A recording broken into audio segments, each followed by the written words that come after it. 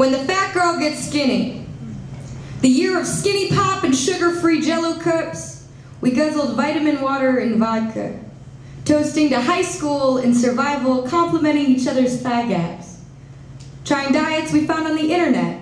Menthol cigarettes. Eating in front of a mirror. Donating blood. Replacing meals with other practical hobbies like making flower crowns or fainting. Wondering why I haven't had my period in months. Why breakfast tastes like giving up.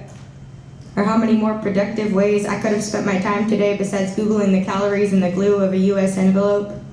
Watching America's Next Top Model like the gospel, hunching naked over a bathroom scale shrine, crying into an empty bowl of Cocoa Puffs because I only feel pretty when I'm hungry. If you are not recovering, you are dying. By the time I was 16, I had already experienced being clinically overweight, underweight, and obese. As a child, fat was the first word people used to describe me, which didn't offend me, until I found out it was supposed to. When I lost weight, my dad was so proud he started carrying my before and after photo in his wallet. So relieved he could stop worrying about me getting diabetes. He saw a program on the news about the epidemic with obesity. Says he is just so glad to finally see me taking care of myself.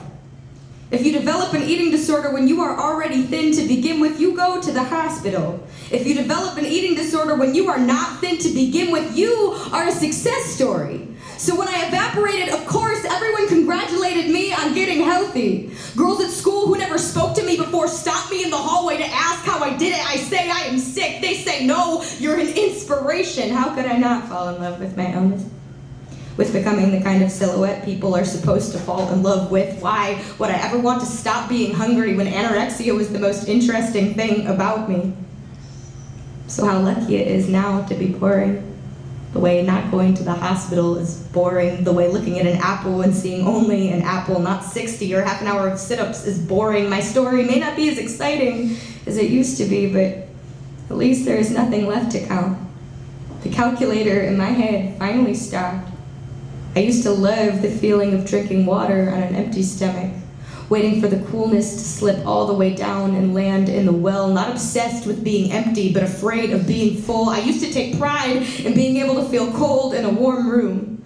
Now I am proud I have stopped seeking revenge on this body. This was the year of eating when I was hungry without punishing myself, and I know it sounds ridiculous, but that shit is hard. When I was little, someone asked me what I wanted to be when I grew up, and I said, small. Yeah.